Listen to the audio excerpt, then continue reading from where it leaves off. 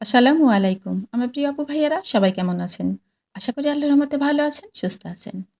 জুবাইরের আব্বু বাজারে গিয়েছিল। আমি বলেছিলাম কিছু শাকসবজি নিয়ে আসতে।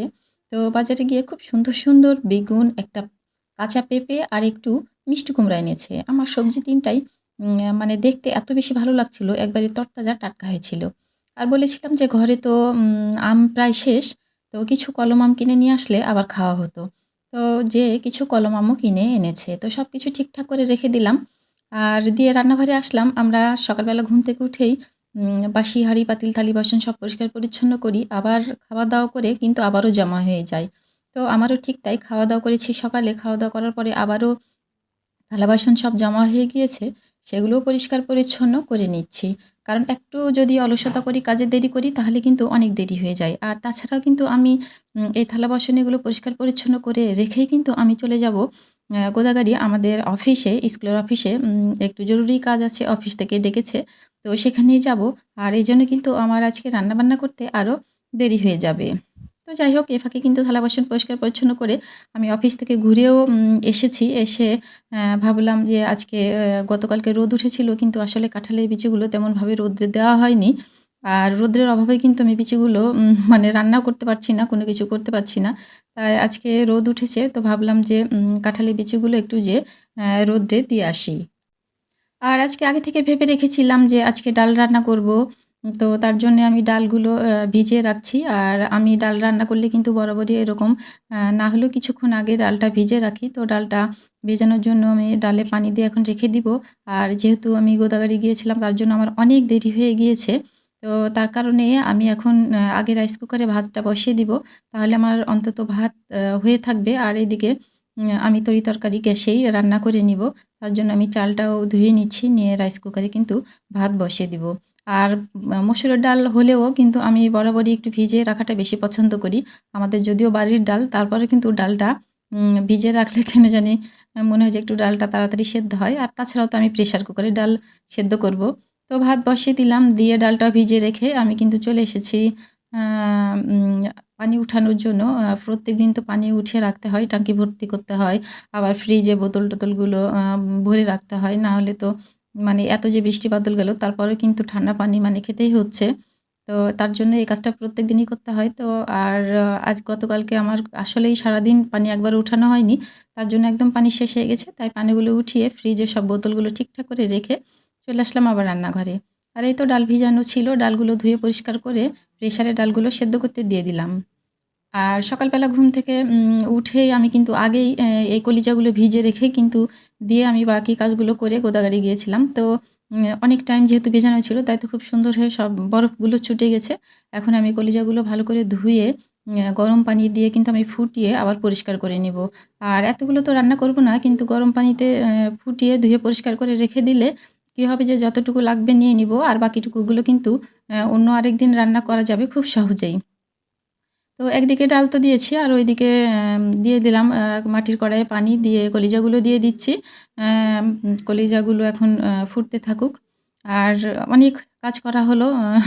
আর যেহেতু বাইরে গিয়েছিলাম, এসেছি একটু ক্লান্তিবোধও লাগছে।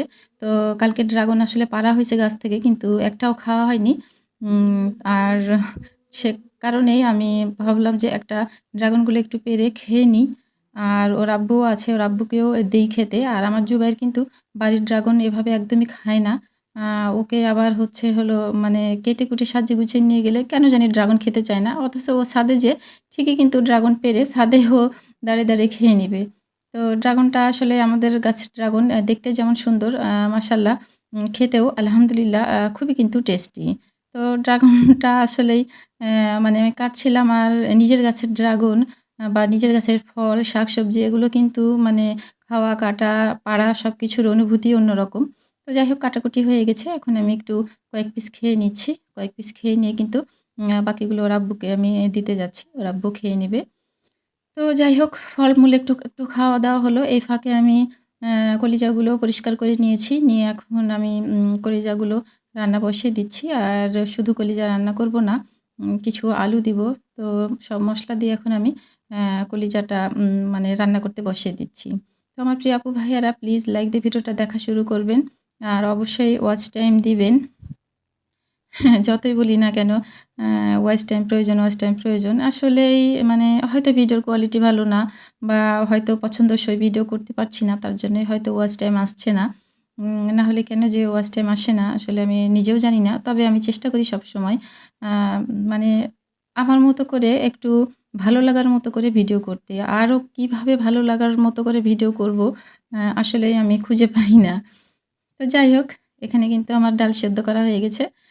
ডালটাও তেলে দিয়ে দিচ্ছি। আর কলিজা যেহেতু আমি শুকনা, শুকনা করে ভুনা করব, তার জন্য কিন্তু ডালটা হলে বেশি ভালো লাগবে। আর তাছাড়াও এই পাতলা ডাল অনেকদিন হলো খাওয়া হয়নি। তাই মনে হলো যে আজকে একটু ডাল রান্না করি। তো ডালটাও কিন্তু আলহামদুলিল্লাহ এই তো ফুটতে লেগেছে। হয়ে গেছে আমার ডাল রান্না করা। আর বাজার থেকে টাটকা সবজি এনেছে। তো ভাবলাম যে টাটকা সবজি থেকে যেকোনো একটা সবজি নেই, কিছু একটা করি। তো এই যে মিষ্টি কুমড়া কিন্তু আমি একটু ওখান থেকে কেটে নিয়েছি। আর এরকম পাতলা, পাতলা করেই কেটেছি। কেটে কিন্তু কড়াইয়ে তেল দিয়েছি, দিয়ে মিষ্টি কুমড়াগুলো দিয়ে দিলাম।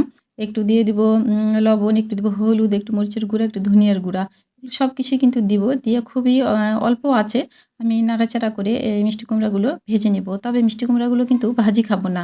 অন্য কিছু করব। তো যাই হোক আমার প্রিয় আপু ভাইয়ারা প্লিজ আমার সাথেই থাকবেন এবং শেষ পর্যন্ত দেখবেন যে আমি এই মিষ্টি কুমড়া ভাজি করে আসলেই কি করি।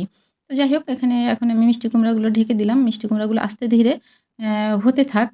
আর যেহেতু পাতলা, পাতলা করে কেটেছি, কিছুক্ষণ পর, পর নাড়াচাড়া করে দিলেই কিন্তু মিষ্টি কুমড়াগুলো খুব সুন্দর সেদ্ধ হয়ে যাবে এবং এই যে পানিগুলো বের হচ্ছে, এই পানিগুলো শুকিয়ে একটা তেলতেলে ভাব হবে এবং কালারটা একটু চেঞ্জ হবে। ওইদিকে তো মিষ্টি কুমড়া হচ্ছে আর এদিকেই তো কলিজা ভুনা করাও কিন্তু হয়ে গেছে। আমি কিন্তু সেদ্ধ বসিয়েছিলাম তখন কিন্তু এক ফোঁটাও তেল দেইনি। এই ১ম এ কিন্তু আমি তেল দিলাম। দিয়ে এখন সুন্দর করে নাড়াচাড়া করে নিলাম। নিয়ে আবার একটু ঢেকে দিলাম। আর এভাবে কিন্তু আমি অনেকক্ষণ ধরে অল্প আঁচেই কিন্তু আমি কলিজাটাও কিন্তু ভুনা করে নিয়েছি। তো কলিজা ভুনা করা কিন্তু আমার হয়ে গেছে। এখন আমি একটু গুঁড়া মসলাগুলো সব দিয়ে দিব। আর দিয়ে দিব গরুর মাংসের প্যাকেট মসলাটা। ওটা যেহেতু আমার কাছে থাকেই ওটাও একটু দিব। আর গোটা মসলা যেহেতু এখানে দেইনি তার জন্য কিন্তু আমি গুঁড়া মসলাগুলোই বেশি দেই। আর গোটা মসলাগুলো ওদের মুখে পড়লে ওরা বিরক্ত হয়। আসলে এইজন্য কিন্তু আমি মানে গোটা মসলাগুলো দিই না। নিজেও স্বাচ্ছন্দ্য বোধ করি না দিতে। আমারও বিরক্ত লাগে খেতে। তো যাই হোক, আলহামদুলিল্লাহ এখানে আমার কলিজা ভুনা করাও হয়ে গেছে, ডালও হয়ে গেছে। এখন আমি সেই মিষ্টি কুমড়াগুলো ভাজি করলাম। এখন কি করব আমার প্রিয় আপু ভাইয়ারা? আ জানি না এতক্ষণ পর্যন্ত কে আমার সাথে আছেন। কারণ ভিউ ডিউরেশনটা যদি সরি আ মানে সময়টা যদি দেখি যে কয় মিনিট এভারেজ কয় মিনিট সবাই দেখেছে তাহলে তো খুবই কম। আমি যতই ৮ মিনিট, ৯ মিনিট, ১০ মিনিট বা ৫ মিনিট, ৪ মিনিটের ভিডিও দেই না কেন, মানে সময়টা একেবারেই কম। একেবারেই অল্প হচ্ছে সময় ধরে আমার প্রিয় আপু ভাইয়ারা দেখে। তো যাই হোক, এখন আমি এখানে কিন্তু মিষ্টি কুমড়াটা আসলে ভর্তা করে নিচ্ছি। শুকনো মরিচগুলো ভেজে নিয়েছি। দিয়েছি পেঁয়াজ, দিয়েছি রসুন, একটু লবণ দিয়েছি যেহেতু ভাজার সময় লবণ দিয়েছিলাম। দিয়ে সরিষার তেল দিয়ে সুন্দর করে মাখিয়ে নিলাম। আর এই যে আমার ভেজে রাখা মিষ্টি কুমড়া, এখন আমি খুব সুন্দর করে হাত দিয়ে আজকে ম্যাশ করে সুন্দর করে ভর্তাটা আমি করে নিব। আর এই ভর্তাটা আমার প্রিয় আপু ভাইয়ারা এতটাই টেস্ট হয়েছিল যে কি বলব। আসলে মিষ্টি কুমড়া কিন্তু আমি খুব সাধারণভাবেও ভর্তা করি। অনেক সময় যে দেখা গেল যে ভাতেই দিয়ে দিই, সেদ্ধ করেই ভর্তা করে নিই। কিন্তু আজকে একটু অন্যরকম করে করলাম। কারণ খেতে একটু স্পেশাল লাগবে তাই। তো যাই হোক, আমার প্রিয় আপু ভাইয়েরা অবশ্যই মিষ্টি কুমড়া এভাবে খেয়ে একবার দেখবেন। খেতে কিন্তু খুব ভালো লাগে, খুব ভালো লাগে। তো সব রান্না-বান্না কমপ্লিট। এখন একবারে গোসল করে চলে এসেছি। আজকে খাবো, খেয়ে নামাজ পড়ব। কারণ অনেক দেরি হয়ে গিয়েছে। সবাই খাওয়ার জন্য ব্যস্ত হয়ে গেছে। তো কি আর বলব আমার প্রিয় আপু ভাইয়েরা, সবাই ভালো থাকবেন, সুস্থ থাকবেন। ফিরে আসবো ইনশাআল্লাহ নতুন কোনো ব্লগ ভিডিও নিয়ে। আল্লাহ হাফেজ।